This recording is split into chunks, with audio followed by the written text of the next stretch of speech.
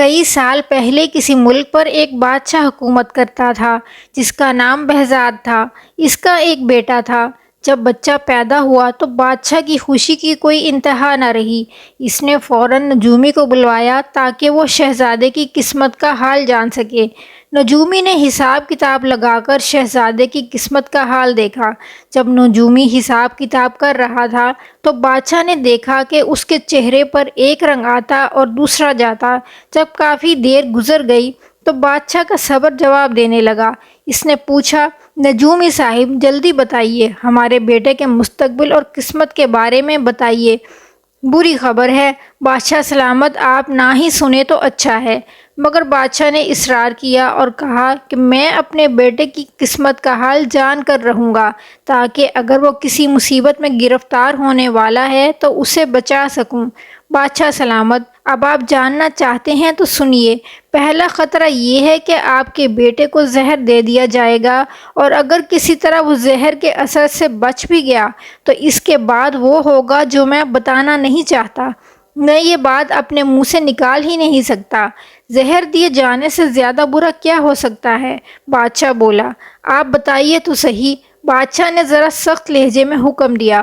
نجومی کو مجبوراً منہ کھولنا پڑا۔ بولا، اگر میں نے سب کچھ بتا دیا جو ستارے کہتے ہیں تو ڈر ہے کہ میری جان کی خیر نہیں۔ نہیں، ہرگز نہیں۔ میں قسم کھا کر کہتا ہوں کہ تم جو کچھ کہو گے میں تحمل سے سنوں گا اور تم پر ذرا بھی غصہ نہیں کروں گا، بادشاہ سلامت نے جواب دیا۔ بادشاہ کی بات سن کر نجومی نے اطمینان کا سانس لیا۔ اب میں آپ کو سب کچھ سچ سچ بتاتا ہوں۔ اس نے کہا، اگر شہزادہ زہر سے بچ گیا تو وہ آپ کو ہی جان سے مار ڈالے گا۔ بادشاہ نے یہ بات سن کر گہری سانس لی اور کچھ دیر تک نجومی کو ایسے ہی دیکھتا رہا جیسے اسے کچھ سمجھ نہ آئی ہو۔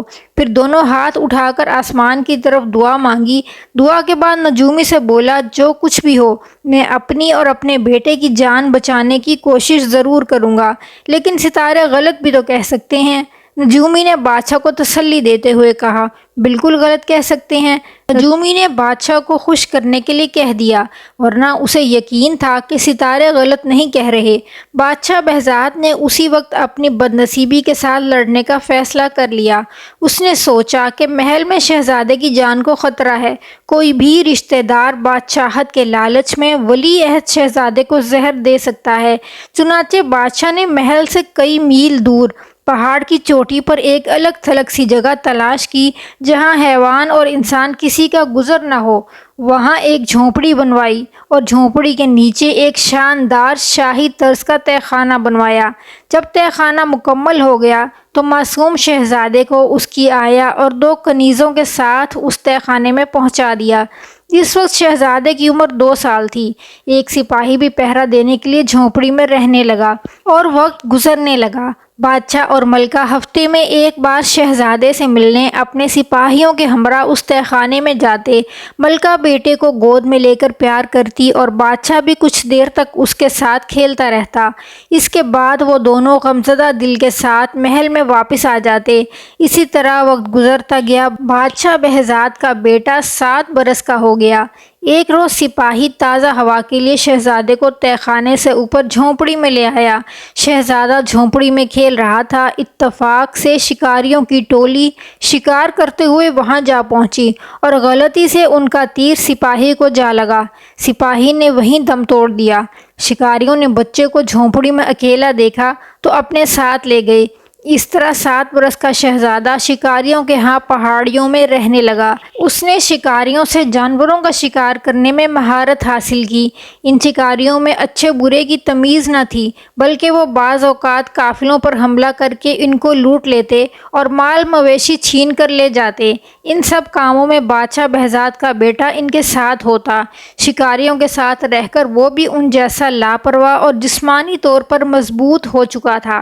وہ نہیں جانتا تھا کہ وہ کون ہے، اس کے ماں باپ کون ہیں۔ وہ تو شکاریوں میں شکاری تھا اور لٹیروں میں لٹیرا۔ کچھ عرصہ گزر گیا۔ شہر کے لوگوں نے بادشاہ سے درخواست کی کہ ہمیں ان لٹیروں کی لوٹ کھسوٹ سے بچایا جائے۔ لٹیروں کے ہاتھوں ان کی جان ہر وقت خطرے میں رہتی ہے۔ شاید ہی کوئی قافلہ ہوگا جو بغیر لٹے پٹے اپنے شہر میں داخل ہو۔ لوگوں نے کاروبار کرنا چھوڑ دیا ہے، بازار خالی پڑے ہیں، کھانے کی چیزوں کی قیمت بڑھ چکی ہے، شہر میں غریبوں کی حالت بدتر ہو رہی ہے۔ بادشاہ بہزاد کو جب یہ خبر ملی تو اس نے ڈاکوؤں سے نمٹنے کا فیصلہ کیا اور ایک فوجی دستہ لے کر بذات خود روانہ ہو گیا۔ تقریباً 1 میل کا فاصلہ طے کرنے کے بعد فوج ڈاکوؤں کے سر پر تھی اور انہوں نے ان پر حملہ کر دیا۔ دونوں طرف کے لوگ بہادری سے لڑے۔ ڈاکو تعداد میں کم تھے، فوج کا پلڑا بھاری رہا۔ شام ہونے تک ڈاکوؤں کے بہت سے ساتھی مارے گئے یا انہیں قیدی بنا لیا گیا۔ شہزادہ اس جنگ میں بڑی بے جگری سے لڑا۔ جب اس نے دیکھا کہ اس کے ساتھی مر رہے ہیں تو وہ دور سے شاہی فوج پر تیر برسانے لگا اور شہزادے کا ایک تیر بادشاہ کو جا لگا۔ بادشاہ شہر واپس آ گیا، بڑی مشکل سے گھوڑے سے اترا اور حکیموں کو بلوایا گیا، مگر سینے کا زخم انتہائی گہرا تھا۔ بادشاہ کی زندگی کی کوئی امید باقی نہ تھی۔ اس حالت میں 2 دن گزر گئے۔ آخر کار حکیموں نے بادشاہ کو بتا دیا کہ اس کا وقت آ چکا ہے اور اس کے بچنے کی کوئی امید نہیں۔ اس موقع پر بادشاہ نے نجومی کو بلوایا اور کہا کہ کئی برس بیت چکے ہیں، تم نے بتایا تھا کہ اگر میرا بیٹا زہر کا شکار نہ ہوا تو وہ مجھے مار ڈالے گا۔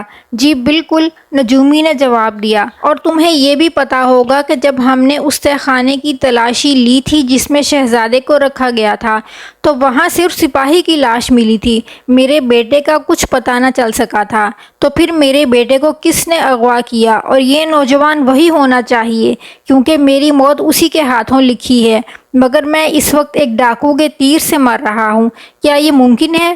حضور، اگر آپ کا بیٹا زندہ ہے تو وہ ڈاکو کے اس گروہ میں شامل ہے۔ بادشاہ نے جب یہ سنا تو حکم دیا کہ قیدیوں کو اس کے سامنے لایا جائے۔ جب وہ بادشاہ کے سامنے حاضر ہوئے تو بادشاہ نے پوچھا، تم میں سے کس کے تیر سے میں زخمی ہوا ہوں؟ ایک ڈاکو آگے بڑھا اور ایک نوجوان کی طرف اشارہ کرتے ہوئے کہنے لگا، اے بادشاہ، آپ اس نوجوان کے تیر سے زخمی ہوئے ہیں۔ بادشاہ بہزاد نے نوجوان سے پوچھا، تمہارا نام کیا ہے اور تم کہاں کے رہنے والے ہو؟ یہ سن کر نوجوان بولا، مجھے ابن بہزاد کہتے ہیں، یعنی بہزاد کا بیٹا کہتے ہیں، یہی میرا نام ہے، اس کے سوا اور کچھ نہیں جانتا۔ مجھے نہیں معلوم کہ میرا باپ کون تھا، بس اتنا یاد ہے کہ جب میں بچہ تھا تو ایک تہہ خانے میں رہتا تھا، میرے ساتھ میری آیا تھی، پھر ایک روز کچھ لوگوں نے ہم پر حملہ کر دیا اور مجھے اپنے ساتھ لے گئے۔ شہزادے نے بادشاہ کو بتایا کہ کس طرح شکاریوں نے اس کی پرورش کی، وہ زخمی ہوا تو کس طرح اس کی دیکھ بھال کی۔